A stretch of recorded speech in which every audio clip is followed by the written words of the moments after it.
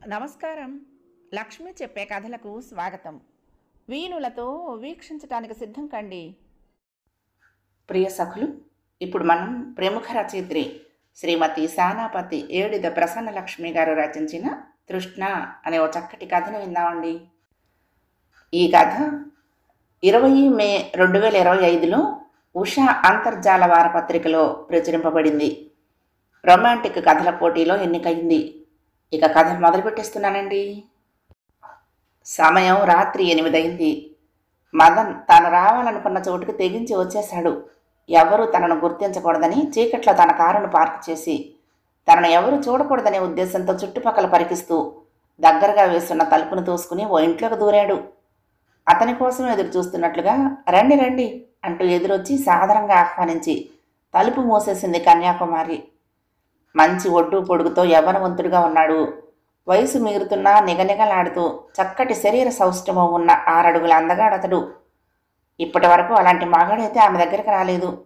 అందుకే మహా కుతూహలంగా ఉంది. తన వద్దకు పార్టీలను పంపించే పాపారావుకు మనసులోనే థ్యాంక్స్ చెప్పుకుంటూ కైపుగా చూసింది అతన్ని. పరాయి ఆడదాన్ని ఎంగిలి పడాలన్న అవసరం అతనిలో కొత్తగా రావటంతో ఆమె చూపులకు కొద్దిగా ఇబ్బంది పడుతూ చిన్న చిరునవ్వు నవ్వాడు మదన్. మీరు ఇలాంటి చోటుకి రావటం కొత్త, మరీ ఇబ్బంది పడుతున్నట్లున్నారు. మీరు పెళ్ళైన వారేగా, మరి ఇక్కడికి రావాల్సిన అవసరం ఏమొచ్చిందో? అతని చేతికి విస్కీ గ్లాస్ అందిస్తూ చేతిని సుతారంగా తాకింది కన్య. అలాంటి స్పర్శ చాలు ఏ మగాడికైనా చచ్చుబడిన కామనాడులన్నీ ఒక్కసారిగా ఉద్రేకపడుతూ ఆత్రంగా ఆమెను అల్లుకుపోవటానికి. మదన్లో కూడా అదే భావన కలిగిన తనను తాను తమాయించుకునే ప్రయత్నంలో ఆమెతో మాటలు కలుపుతూ, మాలాంటి వారికి నువ్వు స్వర్గాన్ని చూపిస్తానంటే రాకుండా ఉండగలవా? అది సరే గాని నీ పేరు కన్యాకుమారి కదా, ఆ పేరుకు తగ్గట్టే కన్నెతనపు పిల్లగా నన్ను నీ కౌగిట్లో బంధించి స్వర్గానుభూతులను చూపించగలవా? ఆమె కళ్ళల్లో కళ్ళు పెట్టి చిలిపిగా అడిగాడు. అతని అమాయకత్వానికి చిలిపితనానికి పక్కపక్క నవ్వింది కన్య. నన్ను పొందటానికి వచ్చేవారు ఎవరికి వారే నా పేరును బట్టి శీలవతిగా అనుకుంటూ వారికి మాత్రమే నేను సొంతమనే భావనలో ఎంతో తృప్తిని పొందుతున్నారు. మీరు దీనికి సిద్ధపడేగా వచ్చారు. ఇంకెందుకు ఆలస్యం? అతని చేతిలోని ఖాళీ గ్లాసును పక్కన పెడుతూ బయట చెంగును భుజాలపై నుంచి జార్చి పడక గదిలోకి దారితీస్తూ ఉంటే ఆమె నాజూకైన నడుము చుట్టూ చేతులు బిగించాడు మదన్. అందమైన కన్యాకుమారితో ఈరోజు గడిపితే చాన్నాళ్లుగా పడుతున్న తృష్ణ చల్లారిపోవచ్చనే తహతహతో ఉన్నాడేమో. ఆమెకు దాసుడైపోయాడు ఆ క్షణం. క్షణాలు కరుగుతూ నిమిషాలవుతున్నాయి. ఆమె కౌగిట్లో ఆత్రంగా కొద్ది నిమిషాలు మైమర్చిపోయినా చటుక్కున ఆమె కౌగుల నుంచి విడిపించుకుంటూ దిగ్గున లేచాడు. తానింతవరకు వచ్చాడంటే తానెంతగా దిగజారాడో తెలుసుకుని తలపట్టుకున్నాడు. అరే, ఏమైంది? నేను నచ్చలేదా? ఇంకా మీరొచ్చిన పని కానే లేదు. అతని చర్యకు కంగారుగా అడిగింది కన్య. లేదు, నాకు నేనే నచ్చలేదు అంటూ పర్సులో నుంచి కొన్ని నోట్లు తీసి అక్కడ పెట్టేసి ఇక అక్కడ ఉండలేక బయటికి నడిచాడు. అలా వెళ్తున్న మదన్ వైపు నిరుత్సాహంగా చూస్తూ అతను వచ్చిన కార్యం చక్కబెట్టకుండానే తనను అసంపూర్తిగా వదిలి వెళ్ళినందుకు ఇంత చక్కటి అందగాడు మగాడు కాదా? బయట చెంగును సర్దుకుంటూ అనుమానంగా అనుకుంది కన్యాకుమారి. చాన్నాళ్ల తర్వాత భార్య రాధను ఆ విధంగా చూసేసరికి ఆమె అందానికి పరవశుడైపోయాడు మదన్. ఇంట్లో ఇంత అందాన్ని పెట్టుకుని బజారు స్త్రీ కోసం పాకులాడినందుకు ఎంతో సిగ్గుపడ్డాడు. తన సొంతం అనుకున్న భార్యను తనకు నచ్చేటట్టు ఏ విధంగా మార్చుకోవాలో ప్రయత్నించకుండానే తొందరపడినందుకు ఇంకెప్పుడు ఇలాంటి పని చేయకూడదని మనసుకు సర్ది చెప్పుకుంటూ భార్య దగ్గరకు చేరాడు. భర్త తనను ఆశాంతం కోరికతో చూస్తూ ఉంటే చాలా గర్వంగా ఫీల్ అయింది రాధ. ఆ చీర కట్టులో ఎంతో సింగారాన్ని ఒలికించింది. తన అందాల మధ్య సన్నటి జలపాతం పారుతున్నట్లుగా పల్చపాటి తెల్లని బయట, బొడ్డు కిందకు జారిన చీర కుచ్చెళ్ళు, తలలో గుబాళించే మల్లెలు, శరీరం నుండి వస్తున్న శాండిల్ సబ్బు పరిమళం, చేతులకు ఎర్రటి మట్టి గాజులు, నుదుటిన దిద్దిన సింధూరం, కళ్లకు కాటుక, ఇవన్నీ కలగలిపితేనే ఆడదాని అందాన్ని మరింత రెట్టింపు చేస్తాయనటంలో నిజం లేకపోలేదు. దానికి తోడు ఆమె వేసే అడుగులకు లయబద్ధంగా కాలి మువ్వలు రావలిస్తూ ఉంటే దివి నుండి దిగి వచ్చిన రతీదేవిలా ఉంది. మదన్పై మన్మధుడు ఏ అస్త్రాన్ని ప్రయోగించాడో ఏమో. రాధను అమాంతం 2 చేతులతో చుట్టేశాడు. ఆమె సాంగత్యంలో అలా ఎంతసేపు గడిపాడో గాని అలసి సొలసి నిద్రపోయాడు. నిద్రపోతున్న భర్త వైపు ప్రేమగా చూసింది రాధ. ఎన్ని రాత్రుల విరహమో ఆ రోజుతో తీరిపోయినట్టుగా అనిపించింది. ఈరోజు పడగదికి తగ్గట్టు తనను తాను తీర్చిదిద్దుకుని భర్తను ఆకర్షించిందంటే అదంతా తన స్నేహితురాలు సుగుణ వేసిన స్టీవాట్ల వల్లనే. నిన్నటి రోజున సుగుణ అనుకోకుండా ఆమె ఇంటికి రావడంతో రాధ అవతారాన్ని చూసి విస్తుపోతూ ఎంతో చక్కగా అలంకరించుకుని ఆఫీస్కి వచ్చే రాధేనా ఈమె అనుకుంటూ అయోమయంలో ఉండిపోయింది. ఏమిటే అలా నన్నే చూస్తూ ఉండిపోయావు?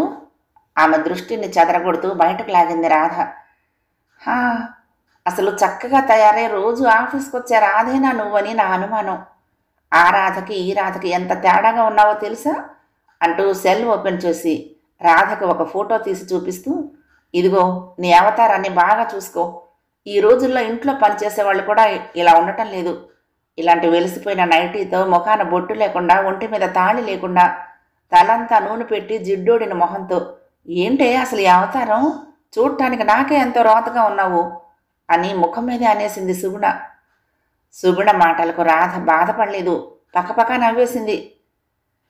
నన్ను చూసి నీకింత రోత పుట్టిందన్నమాట. ఏం చెయ్యను చెప్పు? ఆఫీస్ నుండి అలసటగా ఇంటికి వచ్చాక ఆ బట్టలు అలంకరణ తీసేసి నైటీ వేసుకుని తలకు నూనె రాసుకుంటేనే కానీ ఈ మధ్య నిద్ర పట్టి చావటం లేదు. ఏమిటోనే నాకు ఇలా అలవాటైపోయింది. తలకు నూనె రాయగానే ఆఫీసులో పని ఒత్తిడికి వచ్చి ఆ తలనొప్పి కూడా పోయినట్టుంటుంది అంది రాధ. అయితే నువ్వు చెప్పిన దాని ప్రకారం ఈ ఒక్కరోజే కాదు, ఇంటికి చేరితే ప్రతిరోజు నీ అవతారం ఇదేనన్నమాట. మరింతగా విస్తుపోతూ అంది రాధ మాటలు విన్నాక సుగుణ. మరంతే కదా, నేను చేసే దాంట్లో తప్పే ఉంది. నాకు ఉపశమనం మాత్రం ఇదే చెప్పింది రాధ. అంతే అని నువ్వంత తేలిగ్గా అనేస్తే ఎలా? ఈ అవతారం నీకు హాయిగా ఉందేమో కానీ ఎదుటి వారికి చాలా రోత కలిగిస్తున్నావన్న సంగతి నీకు తెలియక నీ జీవితాన్ని నువ్వే పాడు చేసుకుంటున్నావేమో అనిపిస్తుంది. నిద్ర పట్టడానికి, తలనొప్పి తగ్గించుకోవటానికి అనేక మార్గాలుండగా ఈ విధంగా ఉండటం సరైన పద్ధతి కాదు. ఈ మధ్య నీ భర్త నేను సరిగ్గా పట్టించుకోవటం లేదని నువ్వు అంటూ ఉంటే అది మగబుద్ధి అని అపోహపడ్డాను. వారిని తప్పు పట్టే ముందు అసలు మనలో ఏం తప్పు ఉందని మాత్రం చూసుకోము. నిజానికి మన ఆడాళ్ళం కూడా తప్పు చేస్తున్నాము.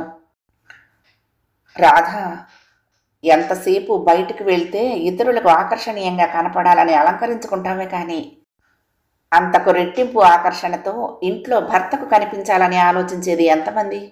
ఈ మధ్య మీ ఆయన ఒకరింటి నుంచి బయటికి రావటం చూశాను. ఎందుకో చీకటి దారిని ఎంచుకుంటున్నారనిపించింది. అది ఎంతవరకు నిజమో నాకు తెలియదు కానీ ఆ ఇల్లు ఒక సాని కొంపని మాత్రం అందరూ అనుకుంటూ ఉంటారు. ఇప్పటికైనా మించిపోయింది లేదు, నీ మంచి కోరి చెప్తున్నాను అంటూ రాధకు మాత్రం వినిపించేలా తాను చెప్పాలనుకున్న విషయాన్ని చిన్నగా అర్థమయ్యేలా చెప్పింది సుగుణ. సుగుణ చెప్పిన మాటను పెడచవని పెట్టలేదు రాధ. ఆమె మాటల్లోని సత్యాన్ని గ్రహించింది కాబట్టే తప్పుడు పనికి పాల్పడినందుకు భర్తను నిలదీయనూ లేదు. తాను బయటికి వెళ్తే తన అలంకరణ తీరుకు ఎంతమంది మగవాళ్ళు లొట్టలేసుకుంటూ తన వైపు చూసేవారో తనకు తెలుసు. స్నేహితురాలు మాటలతో వేసిన చురక తనకు బాగా పనిచేసింది. ఆమె చెప్పినట్లుగా ప్రతి ఇల్లాలు పరాయి వారందరికీ ఆకర్షణగా కనిపించాలని ఆరాటపడే కంటే తన భర్తకు మరింత అందంగా అలంకరించుకుని కనిపిస్తే రూపవతే కానవసరం లేదు. ఆమె ఎలా ఉన్నా అతని దృష్టిలో రతీదేవిగానే కనిపిస్తుంది. ప్రతిరేయి పున్నమి రాత్రి అవుతుంది. అతను ఏ సానికొంప తొక్కే ప్రసక్తి ఉండదనటం ముమ్మాటికి నిజం అనుకుంది మనసులో.